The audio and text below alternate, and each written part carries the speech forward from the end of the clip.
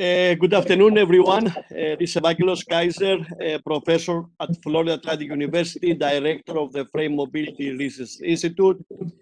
It's an honor today that we have two presenters, Dr. Sabya Mishra and Dr. Miguel Figliozzi.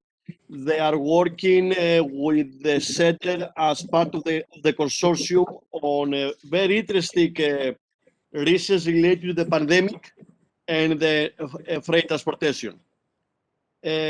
So first of one will be the Dr. Sabya Mishra, that he's a Frody Associate Professor of Civil Engineering at the University of Memphis and the Director of Center of Transportation Innovations, Education and Research. His research interests are on the impact of emerging technology on transportation planning and decision making. In addition, his interests include transportation economics, safety, and public transportation. Dr. Miguel Figliozzi is a professor and the director of the Transportation Technology and People Research Lab at Portland State University. His main teaching and research areas are logistics and freight transportation modeling optimization. Additional research areas include air quality, emissions, new vehicle technologies, active transportation, and traffic and public transit operations. And it's our honor to hear what they have done related to the pandemic. Sabya? Yeah, thank you, Dr. Kaiser. Am I audible? Is my voice okay? Yes, it's good. Okay, perfect. Yeah, good afternoon, everyone. As Dr. Kaiser mentioned, this is a part of a collaborative project that we have done at the Freight Mobility Research Institute. So the title, as you see, is Home Deliveries, Equity and New Technologies under the COVID-19 Pandemic. I'm going to do only half of the presentation, and the other half will be done by Dr. Figliozzi later. So some of it I will not, for example, the equity component, I will not even touch on it. That's going to be Dr. Figliozzi's section completely. So that's how we have kind of different parts of the project assigned to different universities, but this is a collaborative project. With that, this is what I'm going to talk about today, is that I'm going to give a little bit of background on last mile delivery. Just thinking about diverse set of audiences, we included some overviews here, which I will kind of fast track while going through the presentation.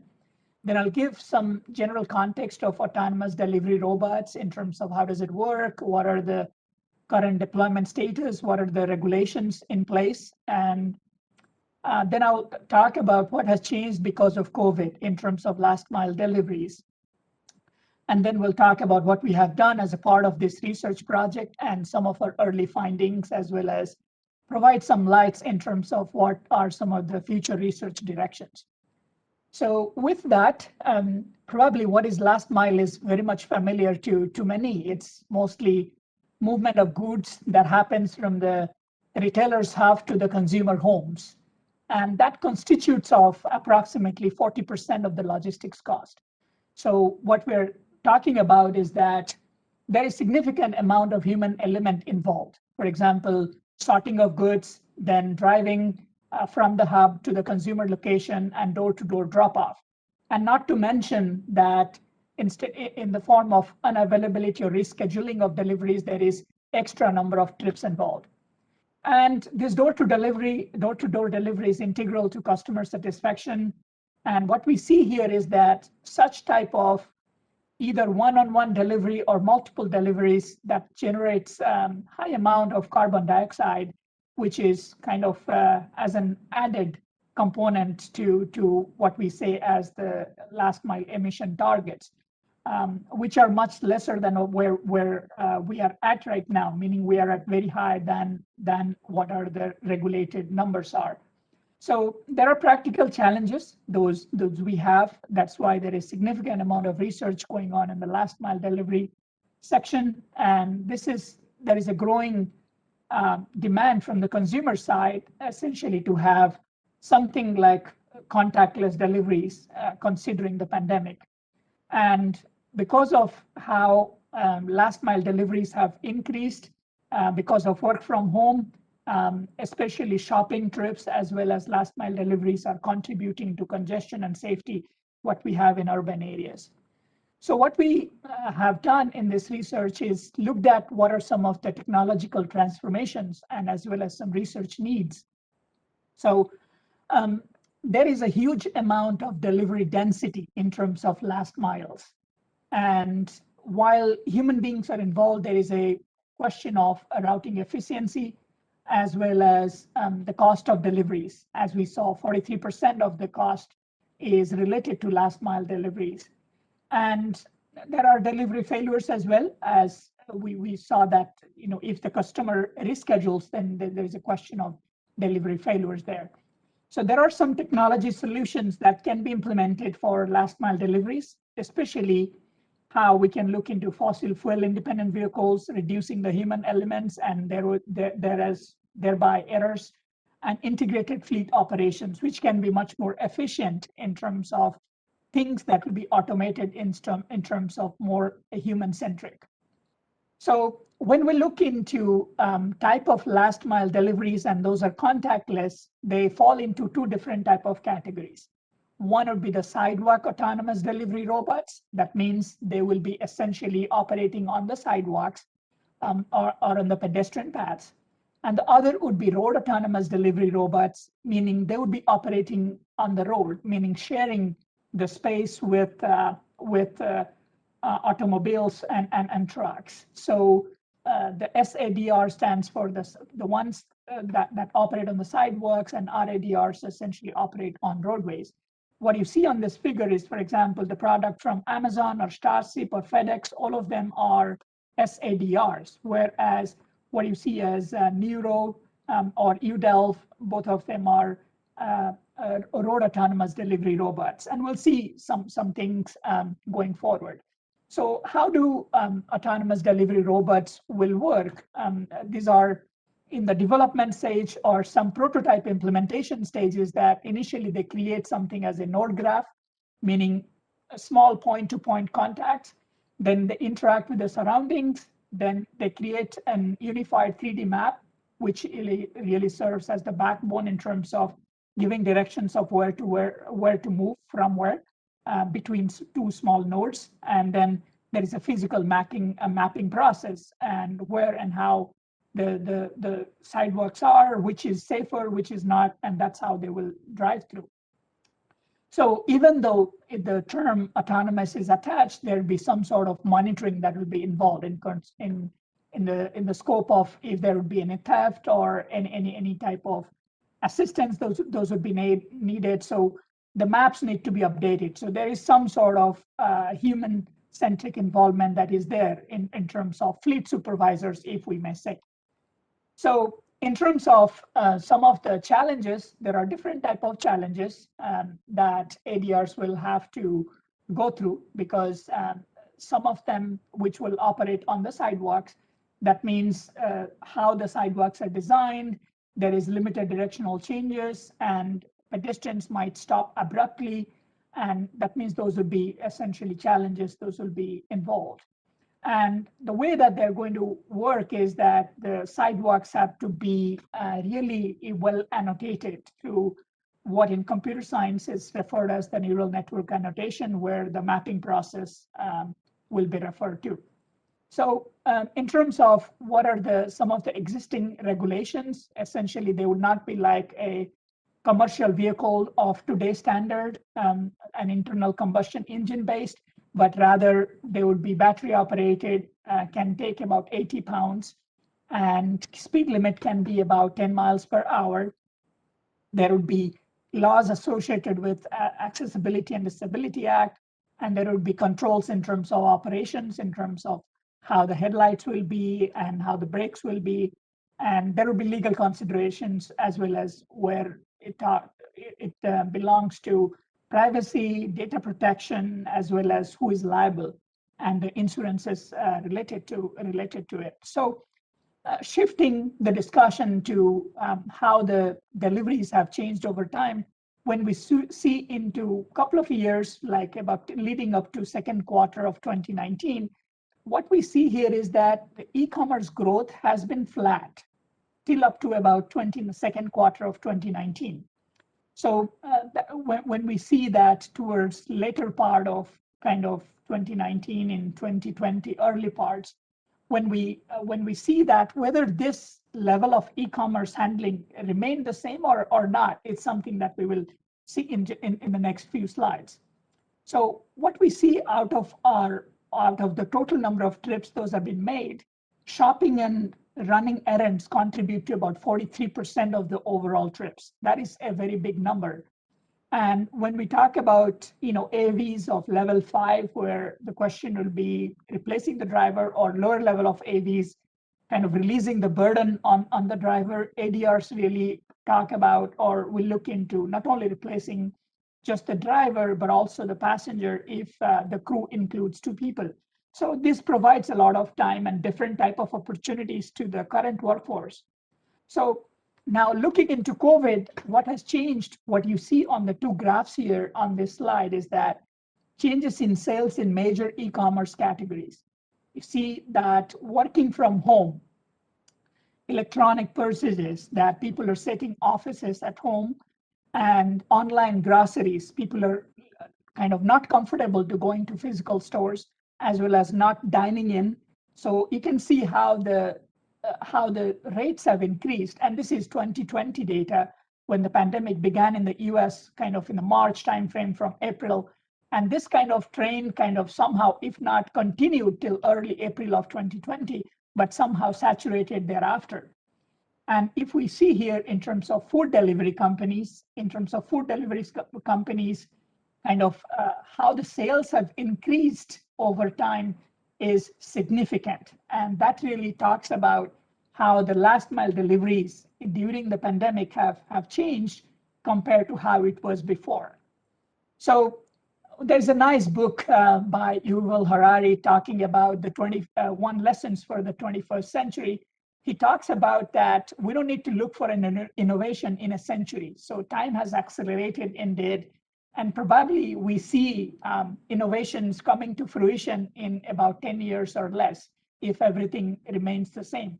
So one of his predictions in the book is that driving robotics adoption worldwide, and that application can be from the health sector, from the warehouses to tourism and travel.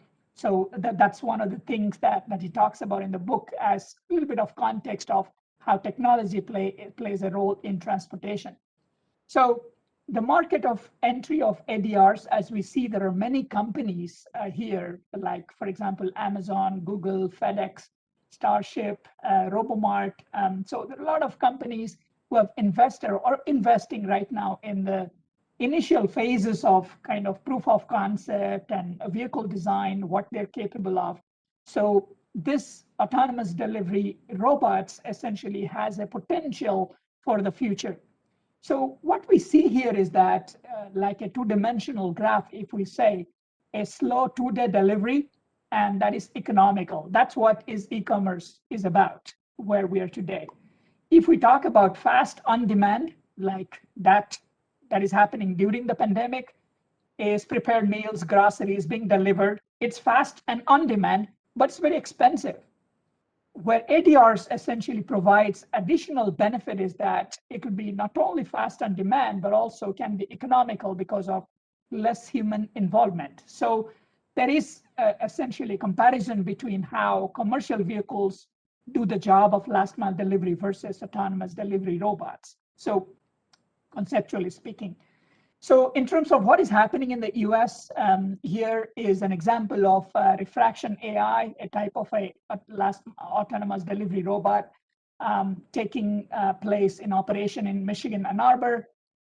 Here there is driverless delivery robots. This is for CVS deliveries in Texas, and Starship is doing deliveries in California. So there are different places where in small prototype phases, this is already happening. This is not only in the US, various countries around the world are also going through such type of implementation as we see on this slide. There is one town in the UK which essentially has no deliveries in person throughout the pandemic. They have done completely autonomous delivery robots. There's a link, we'll share the slides, you can take a look at it. It's a small town in Milton in UK, about 270,000 population. They do have a very vast bicycle network, which was used for last mile deliveries by autonomous delivery robots. And this is something on the health supply chain, which is so much kind of in play, because during the pandemic, there is also the application of ADRs really play a role. So in terms of research need, there could be from the demand side as well as from the supply side. So while there is kind of things that is being taken a look at in terms of regulations and legislative, the question comes about pricing and sharing the curb space. So in terms of pricing, somebody needs to pay for it, and that's mostly the consumers, because they essentially want the service.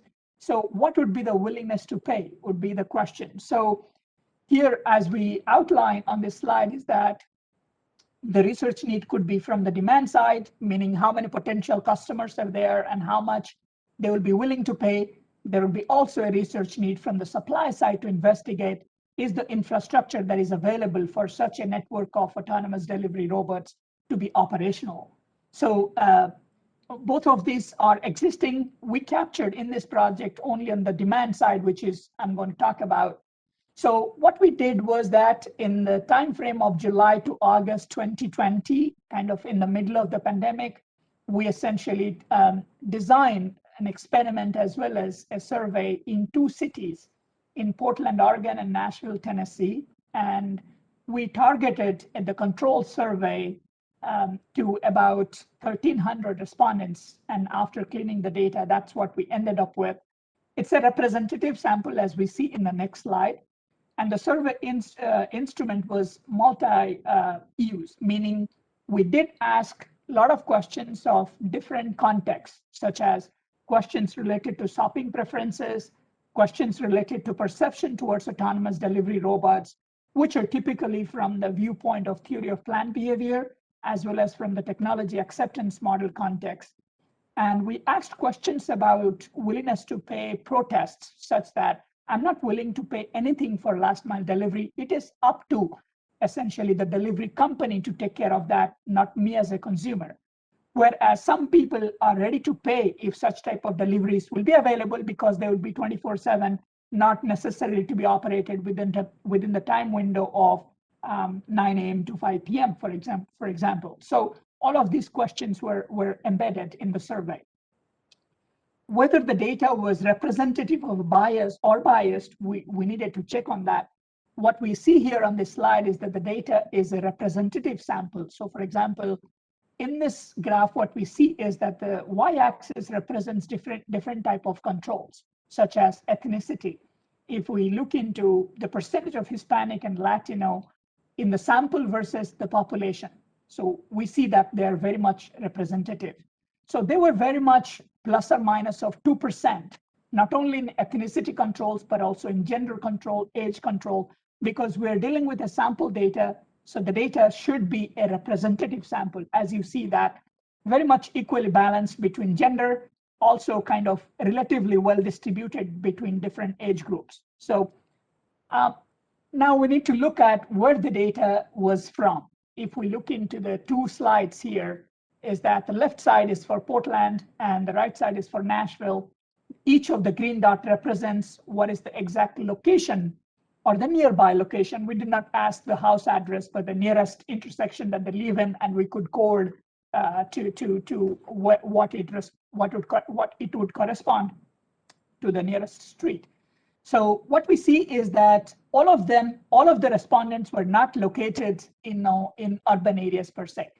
So as you see here, 3 color thematics, kind of white meaning it's kind of rural tracts, kind of a little bit more gray is suburban, and kind of deep gray is urban. So relatively well spread it in both cities, in Portland as well as in Nashville. So again, telling that the distribution is kind of homogeneous in terms of different area types of urban density. Now, what we did in terms of our approach was that because there is so much of different type of opinions that exists to essentially combine them in a unified approach, we have to kind of derive some of latent classes of consumers, that certain type of consumers behave in a certain way or their characteristics are similar. Can we put them into one class? So depending on various types of demographical factors and locational factors and different type of attitudinal questions that we ask. So the table below, we see here different type of attitudinal questions that we asked, like I like having the merchandise delivered to me at home, and somebody provides a preference of a 5-point Likert scale. And similarly, there are different type of attributes. They essentially inform to formation of few latent classes, and then those latent classes, along with various types of psychological factors, locational factors, and demographic factors, really give us information to willingness to pay. So our analysis involved essentially two primary steps. One is the latent class cluster analysis, which would be arranging the consumers to different type of classes, and then the contingent valuation method to determine what is the willingness to pay in terms of a pricing structure.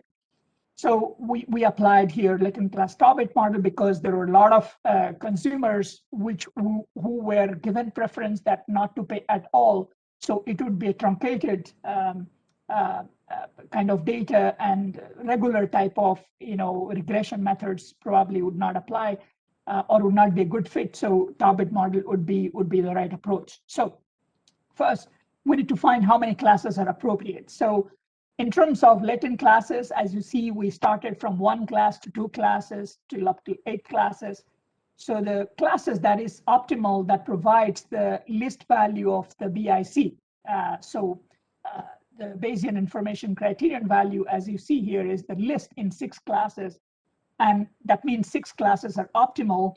And then if we look into the bivariate residuals, considering this 6th class, all of these values are less than that of its chi-square, which is about 3.58. That means that 6 classes would form the right number of classes for us to analyze or going with our further analysis. So those 6 classes, we named them here depending on their preferences. The first one is the direct purchasers, consisting about 29% of the overall consumers, that they said that they always prefer to go to physical stores, and they essentially dislike home deliveries. In contrast, exactly opposite, the e-shopping lovers, about 26%, they prefer home delivery and dislike shopping at stores. Kind of 1 and 2 are exactly opposite. Third is the COVID converters, meaning they think that e-shopping has delivery problems, but right now they don't have any other options, but they still used e-shopping because of COVID. Omnichannel consumers, they really they prefer using both depending on whatever is the need of the hour. Then 5th one is the e-shopping skeptics, meaning they do have strong privacy concerns about e-shopping, about 12%. And indifferent consumers are the least one, which is about 6% or 7%. They're neutral, essentially not having a significant or a strong opinion towards what type of consumer they are. Now, if we need to map all of these 6 classes into various types of segments, the 6 segments that we talked about, where they're located. And here what you see is that the colors are distance to the nearest store. So you see that, kind of a green dot representing that consumer, where the consumer lives, there is a store that is available in less than half a mile, and a yellow half mile to 1 mile, and red is kind of greater than 2 miles. What we see here highlighted in yellow are 3 potential group of consumers who would be willing to have a facility such as ADRs, who would be e-shopping lovers or COVID converts or omnichannel consumers. Whereas direct purchasers, e-shopping skeptics, and indifferent are kind of the resistance type of consumers as of now and in this survey. So after that, what did we find out was that we looked at age. So age was found to be older consumers are more likely direct purchasers, not necessarily willing to use ADR. If we look into gender, women are more likely omnichannel consumers because they have many things to do, taking care of home, going to office, as and when the time they do have, they're open to use either of the services, which is much more convenient to them at the point of time. About income, income has a positive effect. Higher the income, people like deliveries to be made at home. And same essentially is education. Residential location, suburban consumers tend to be more omni-channel because they have options for both. Distance to nearest store, longer the distance, more is the e-shopping preference, which is all of these things are intuitive. We kind of expect this type of things to happen, and that's what we find. And we see that what is the prediction accuracy of the model that we have in place, it's about 83 to 96% across the latent classes, not only in one class, but in all 6 classes. This is a very nice graph, and I will not spend a lot of time, but I will just provide a little bit of background. So the x-axis represents a specific variable. In this case, if you see my mouse, this is age. So for age category of 18 to 24, what is the first preferred type of delivery? So they are mostly COVID converts. For example, for 25 to 44, they're mostly omni-channel consumers. So here for every age group, we can see what is the conditional probabilities of which type of shopping method that they prefer. So this is kind of a ranking we can provide to each of the socioeconomic factors in age group, so in gender too. For example, female, they would be more omni-channel consumers, whereas male, there would be more kind of e-shopping skeptics, what we find out. Similarly, based on income, like higher the income, we see the highest value being e-shopping lovers, which we expect. And similarly, we can rank what is the most preferred alternative of last mile delivery that people prefer based on age, based on gender, based on income, based on education profile. These are just 4 examples that we provide, but similar, a lot of different types of insights we can get. In terms of willingness to pay, we see is that 61% of the sample data that we have, they do have positive willingness to pay. And we see here how much they're willing to pay. About, if we talk about $1 or less, it's about 39%. If we talk about $2, about again 38%. But if we talk about $6, then very less. So this really tells that how the pricing structure would work for ADRs if they would be implemented. In terms of non-positive willingness to pay, still 39% of people say that we're not willing to pay anything. Out of that, about 20% are genuine zero responses. That means people say existing delivery methods does not require any improvement. We are happy where we are. Or we're willing to pay, but my income constraints do not allow me to do so. Whereas 19% are protest responses. That means additional costs should be paid by the government or the e-commerce companies. We as consumers are not willing to pay. And cost has been included in taxes and fees, so do not charge that amount to me. So this provides kind of to companies to identify what a pricing structure could work or how different type of taxation policies can be derived such that ADRs can be essentially be in play or can work out. These are essentially giving a little bit more detail in terms of if $1 or less, what is the percentage preferred in terms of overall sample or direct purchaser or e-shopping lovers. So if it is $1 or less, you see the blue bar being a high percentage everywhere. But as the price increases from red to green to purple, as we see the percentages essentially decrease. But overall, if we see here, the mean willingness to pay kind of lies somewhere around $2 or so. For example, for omni-channel consumers, the willingness to pay is highest, kind of close to $3. Whereas COVID converts and e-shopping lovers are also more than $2, whereas others are less than kind of $2 or so. So that really talks about how much people are willing to pay. So what we see here is that age has a strong inverse relationship with the willingness to pay. More the age, people are more willing to go with direct purchasers. Income and education, both are strongly correlated with willingness to pay. Familiarity, perceived trust, and tech-savvy attitude. All of these has positive association. That means people who are familiar, they are trusting the technology, or people who are tech-savvy in nature. Early adopters, mostly the COVID converts and the omni consumers, because the e-shoppers are already kind of adopters, if we consider. Urban consumers located beyond half miles from the nearest stores exhibit highest amount of willingness to pay because they live in urban area, probably not willing to interact with anybody doing delivery in person because of the pandemic situation.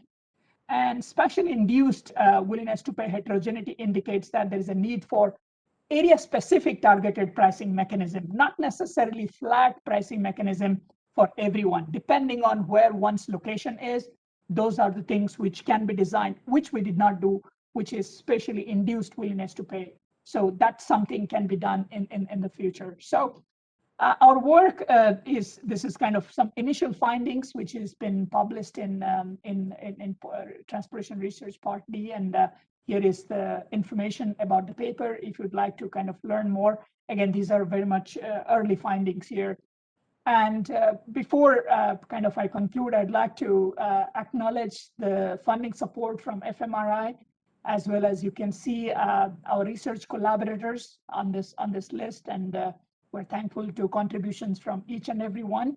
And there are more details on our websites about the project as well. So with that, I would conclude here. I think we're taking questions at the very end. So I'll monitor the chat board if you have any questions. Otherwise, I'll stop sharing, and Dr. Figliozzi will be the next.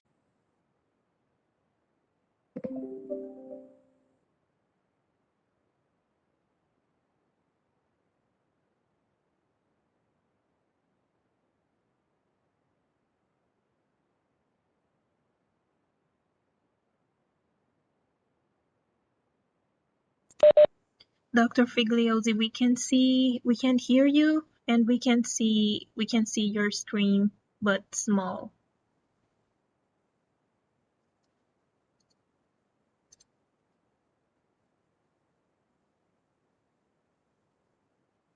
And you need to unmute yourself.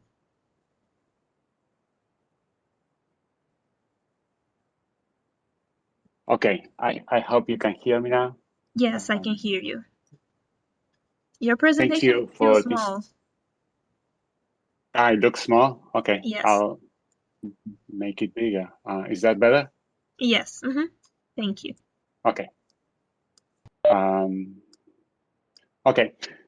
Thank you for this opportunity and for this opportunity to share our research in this FMRI webinar. My name is Miguel Figliozzi. I'm a professor at Portland State University. And thank you also, Sabya, for the great talk and introduction. Many of the things you have mentioned are very connected to what I'm going to be discussing today, but the focus is going to be mostly on equity and accessibility and environmental justice and some policy implications. Before I continue, I have to say that this presentation is based on a research paper that has been published, and if you're interested, I have it where you can access the paper. And I have to acknowledge the co-author, Avinash Unikrishnan, that my colleague at Portland State University.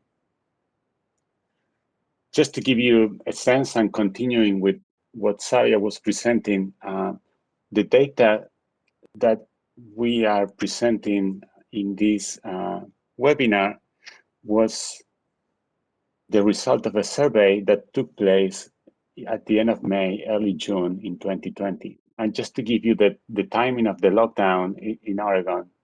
So after March 1630, there was stay-at-home order and school closures, and the emergency was extended until July 6th. So the data was collected basically in the middle of the lockdown, in the most kind of difficult part of the lockdown, in terms of there was very little mobility. And if you look at data from the Oregon DOT, for example, counters on freeways, the traffic was down 40 to 60% in most of the major and main arterials and freeways. Of course, there was no congestion. It's different now that it seems like things are really back in terms of congestion traffic, but at the time when the data was collected, it was really in the middle of the lockdown. The context, and Sabya already mentioned this, but just to give you some idea about the e-commerce rapid increase. So if we use the US Department of Commerce statistics, e-commerce changed in the second quarter of 2020 nearly a 32% increase from the first quarter of 2020 and a 45 roughly percent from the second quarter of 2019. So you see these are dramatic increases in terms of e-commerce. And it's not just a phenomenon that has taken place in the US. You can see that across the globe, retail sales declined 3%, but e-commerce grew 28%. And just in the context of online grocery deliveries, I'm just showing some numbers just so you get some estimations in terms of, you see sales in August 2019 in terms of 1.2 billion, in March 4 billion, and between April and May just reaching $5 and $6 billion. So you see that rapid increase, and then in June 7. So clearly there was a massive change in terms of behavior and how people got their essential deliveries in terms of shopping and groceries. Let's talk a little bit about our data. It was based on an online survey. At the time, it was impossible to collect data in any other way. But just to say that the timing was very important, was in the middle of the lockdown in May, June, and we received, after cleaning and consistency and so on, we had over 1,000 complete observations from households. And they were representative of the population, and we ensured this using quotas. And the survey was, pretty lengthy and included questions about social demographics, attitudes, and delivery rates.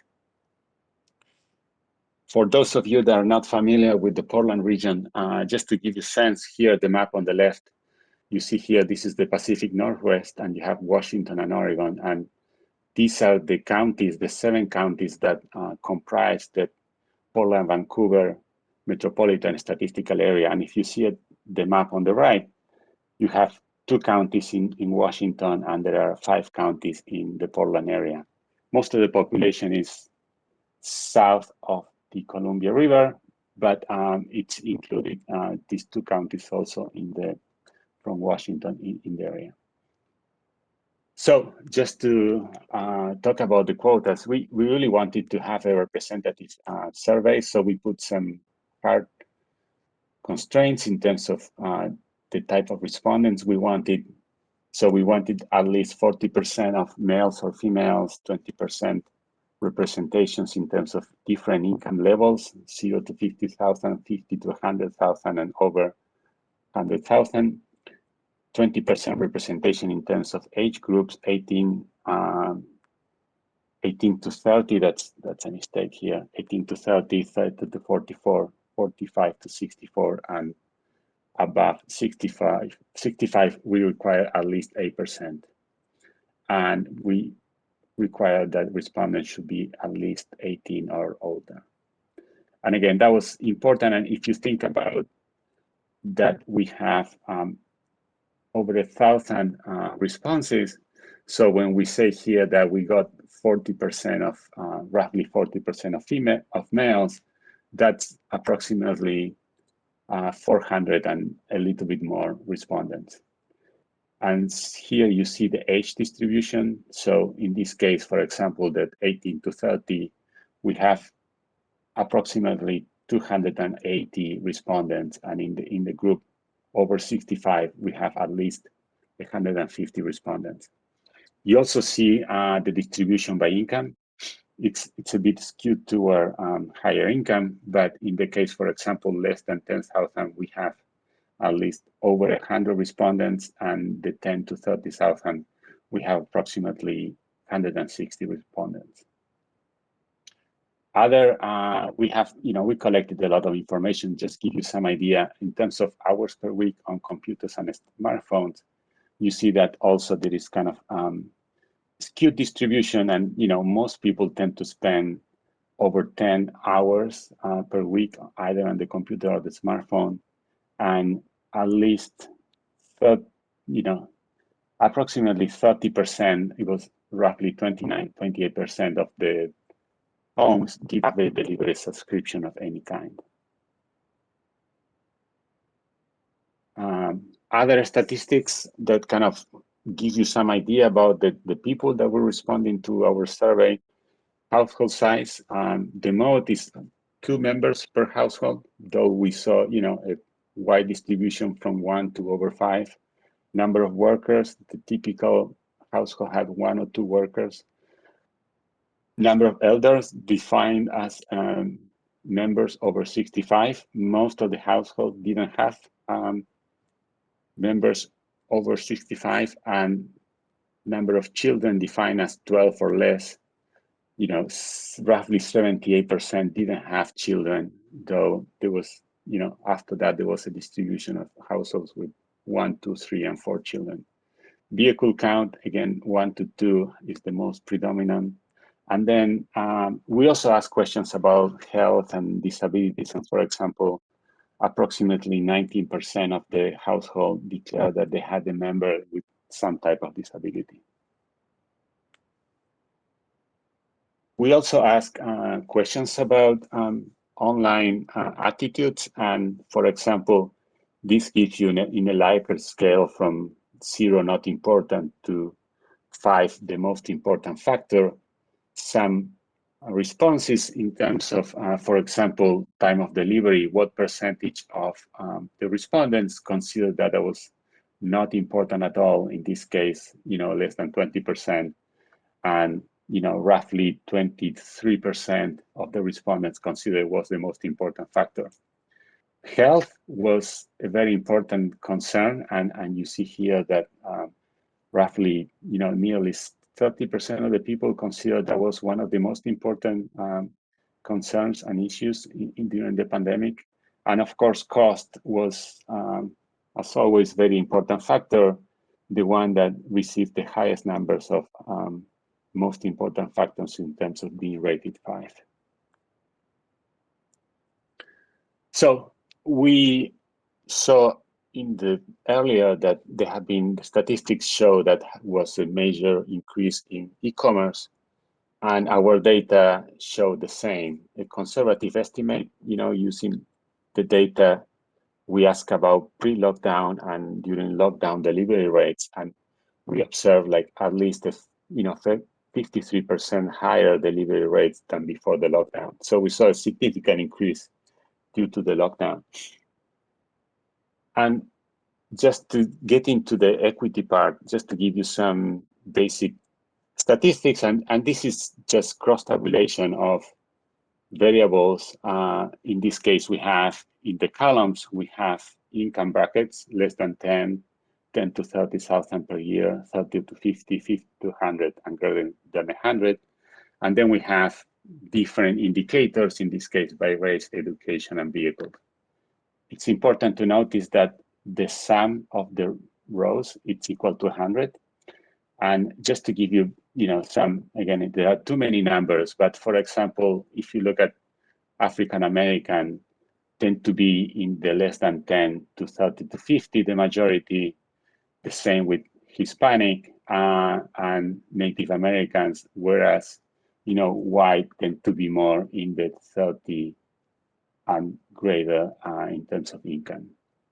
Education is even more, the contrast is even, it's really incredible, like, in terms of people with low education and the correlation with the income as expected, tend to be in this corner, and then people with more income and having higher education. And the same correlates in terms of vehicles per household, with lower income tending to have less vehicles than households with more income. Just to relate this to home deliveries, we also see that an important effect of income in terms of delivery subscription. For example, we see that in terms of, roughly 40% of the households that have no delivery subscription, they have less than $30,000 of income, whereas, the household that have nearly 60%, they have a delivery subscription if they have over $50,000 per household per income. And that shows also in the pre-COVID delivery rates, much lower for low-income households, and much higher for higher income households. But during COVID, that difference is even stronger, because here we see, for example, with zero delivery rates during COVID, 27% for, in this case, less than 10,000, and, just, 10% for greater than 100,000. And if you see the people that really get a lot of deliveries, more than 10, only 5% in the low income, and, nearly 44% in the high income bracket. So we see that, these, very important disparities in terms of just when we're just doing a preliminary analysis of the data. So modeling, modeling the data was a bit complicated. So we started with exploratory analysis using just common order logic models. We found a lot of heterogeneity and correlation, so we ended up having a confirmatory analysis using latent variables and factor analysis, and a simultaneous estimation of the structural model. And just to give you some idea about the final model we had, for example, that socio-demographic variables and income were imparting the income latent variable, and that had an effect on the subscription variable and the choice. And then with same day, next day delivery and home delivery attitudes, then that impacted the decision process. And then the final model that we estimated the delivery choice was whether the household had deliveries during COVID and before COVID. I'm not going to provide a lot of numbers and tables, and I think it's already, you can go to the paper and see that in detail. But just to give you the key findings, the groups and populations less likely to benefit from home deliveries, and these are like very significant levels: low-income households, households with lower educational levels, small size or single-member households also tend to receive less or no deliveries, households with less access to electronic devices, and internet, households that do not usually commute by auto or work from home. And we see again this important finding in terms of the people that did not commute by auto or work from home before or during COVID, then were much less likely to benefit from home deliveries. And of course, non-white households much less likely to benefit from home deliveries. We also tie this to aspects of environmental justice, in the sense that it's a big contrast, because deliveries generate traffic, safety issues, and air pollution, not just in the delivery vehicles in the last mile, but in terms of distribution and warehousing, tends to be located in low-income and minority neighborhoods. And that's usually linked to the fact that land values are in these places cheaper, but the facilities, the distribution facilities, are close enough to deliver within a day. So we have, on one hand, we have that minorities tend to benefit the least from home deliveries, but on the other hand, they tend to receive most of the negative externalities in terms of traffic, safety, and air pollution. So we were thinking about that, when reviewing the accessibility metrics, we have seen so far that most of the metrics were based on the idea of people accessing, for example, transit or destinations walking, or destination using a bicycle or a vehicle. But in our case, we're talking about home delivery. So we're thinking, well, it's during the pandemic, or for certain populations that are mobility impaired, home deliveries are health supporting and essential service for many populations. So we started proposing this home-based accessibility concept, defined as the ease of accessing essential home deliveries of products such as groceries and medicines without leaving the home. And this has some policy implications, and as I mentioned before, it expand traditional thinking about accessibility. So in a way, it's kind of reversing the direction of access. So it's not people going to place, it's in a sense, products and services going to homes. And again, the focus is on the individual that is stationary. The individual is not moving, and the challenge is to ensure that essential services reach underserved populations. We discussed some potential solutions. I'm going to quickly go over them. Of course, ideally, no one has to wait for a pandemic or a major catastrophe to see that there are problems and try to find solutions for people that are not getting essential services. So some potential solutions could be a proactive mapping of underserved users and populations in terms of home deliveries. It would be also ideal or with great potential to engage logistic companies that already have great delivery services in terms of their socially responsible logistics, and maybe partner with counties or cities and try to reach people that traditionally do not benefit from these services. There are other options, such as the postal service that, for example, has the universal service obligation and access many homes, could be a way to increase accessibility.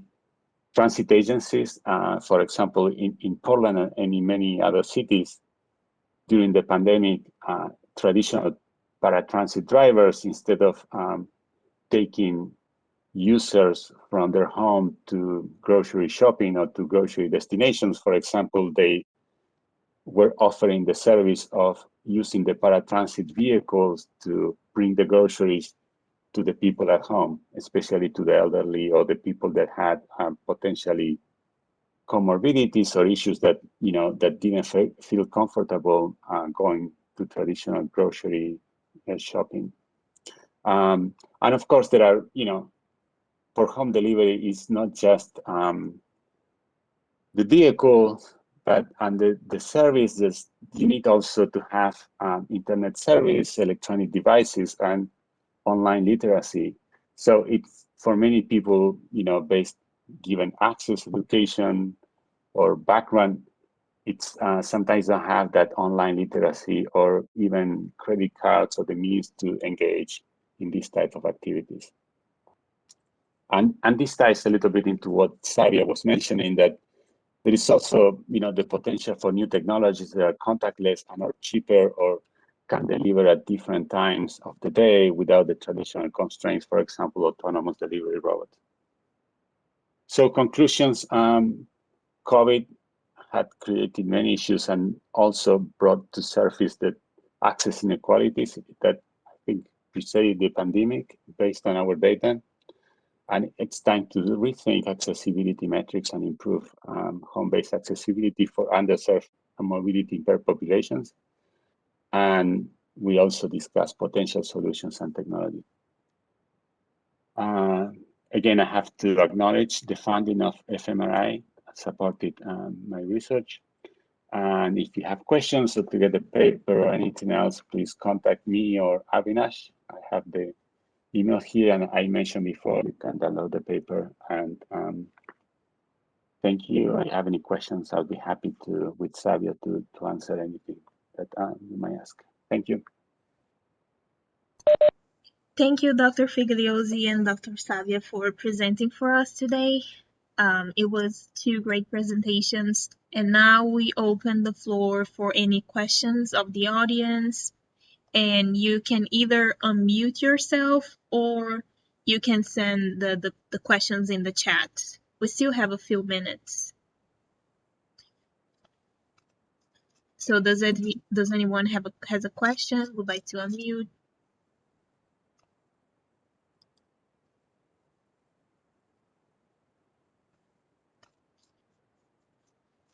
Dr. Kaiser, would you like to make some closing remarks?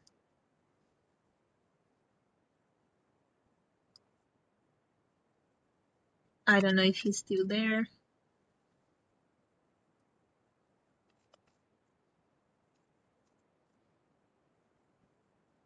Well, if no one has a question, Autumn, she...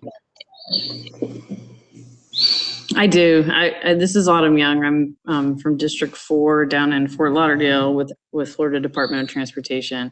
Professor Figliozzi, I was wondering, in your research, it's very much related to a lot of our urban environments and something that we're concerned about, even without talking about e-commerce. Some of the research that you brought up from other universities.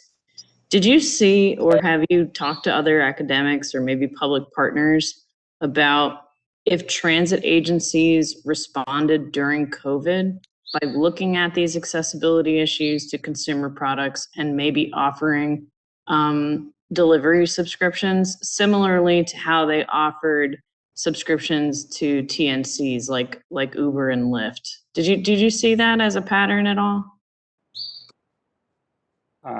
Thank you. That's a great question. We did see that many transit agencies did, refocus their paratransit service to reach customers, and I'm not fully aware of using, for example, Uber or other services to provide the same, this type of services. Though it seems like that would be another, great way to complement, traditional transit services, especially, Uber and Lyft had also big downturn in terms of their ridership during the pandemic. So that's potentially something that would also be beneficial for Uber and Lyft or other, providers. So I think it's something that definitely should be explored, and I see that that's a win-win potential situation for transit agencies, users, and DOTs. That's so. Thank you for that response. I just have one follow-up question for you, and that's I might have just missed it because you provided a lot of information, but do we have an idea of why those marginalized communities typically had lesser access? Is it a consumer demand question? They may have been in positions where they were working at supermarkets, and so ordering stuff online just didn't make sense. Was it a lifestyle thing? Is it a prohibitive cost problem, or are you looking at research to try to understand that access? Because this is going to continue to be an issue if these trends continue, as our first presenter noted. Mm-hmm. Yeah, that's a great question. It's complex, and from what we saw in the data, and I didn't have to go into those details, but there are different groups. For example, there is some kind of inertia. So if you were not using, home deliveries, you're much less likely to use home deliveries when there is a, major event like a pandemic. So that's one thing. Just maybe that could be related to no access to internet, no, education, no background in terms of being able to do online shopping and so on. But then there are other issues. For example, we saw that unemployment. So, right after, March, unemployment just went up significantly. And that, that we also saw that people that had deliveries before, due to unemployment, for example, or work issues, they have less access to home deliveries.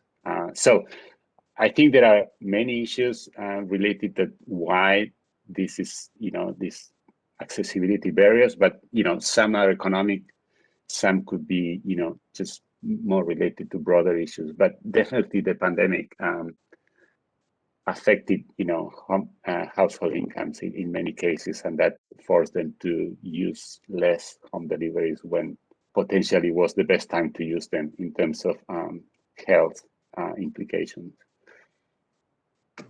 Thank you for that very much.